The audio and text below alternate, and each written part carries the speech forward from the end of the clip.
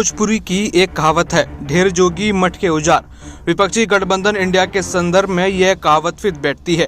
पिछले 10 साल से केंद्र में सत्ता में काबिज बीजेपी को हटाने के लिए विपक्ष के पास बड़ा अवसर था, इसलिए कि महंगाई, बेरोजगारी और टैक्स से तबाह समाज का मध्य वर्ग शासन में बदलाव चाहता है। लेकिन पक्ष के सामने बीजेपी की तरह कोई दमदार विपक्षी दल नहीं दिखता। कांग्रेस ने यह संभावना बन सकती थी, लेकिन राहुल गांधी को तीसरी बार आजमाने की जिद ने लोगों की उम्मीदों पर पानी फेर दिया।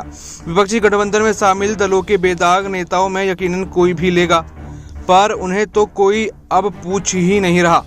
हालांकि विपक्षी दलों का गठबंधन इंडिया लोगों के सामने खुद को मजबूत बता सकता है, लेकिन अब तक ऐसे संकेत नहीं मिल रहे जिससे कहा जा सके कि नरेंद्र मोदी को हटाने के लिए फला चेहरा कारगर है। विपक्षी खेमे में तो खींचतान मची है। आरजेडी जैसे कुछ दल छोड़कर कोई राहुल गांधी को अपना नेता मानने को तैयार नहीं है। बिहार के सीएम नीतीश कुमार की राष्ट्रीय स्तर पर पहचान नहीं बन पाई। ममता बनर्जी सिर्फ बंगाल में स्वीकार रहे हैं। अखिलेश यादव अपने ही सूबे यूपी में अपनी पार्टी के अस्तित्व की जंग की लड़ाई लड़ते हुए नजर आ रहे हैं। सबसे बड़ी बात यह है कि जून में विपक्षी एकता की कवायद शुरू हुई।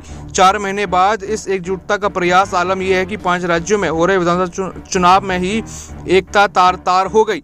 समाजवादी पार्टी ने मध्य प्रदेश में 22 उम्मीदवार उतार दिए बिना जनाधार के। नीतीश कुमार की पार्टी जेडीयू ने अपने 5 उम्मीदवारों के नाम की घोषणा कर दी है। नीतीश कुमार ने ही सबसे पहले विपक्षी एकता की कवायद की। आज वे बगावती तेवर में नजर आ रहे हैं। दरअसल जब उनके मन मुताबिक नहीं होता तो वह बहाने ढूंढने लगते हैं। नीतीश कुमार के बारे में यह कहा जाता है कि जब जब किसी गठबंधन से अलग होना होता है तो बहाने ढूंढते हैं। वर्ष 2013 में नरेंद्र मोदी के नाम से बिदक कर उन्होंने बीजेपी से रिश्ता तोड़ लिया था।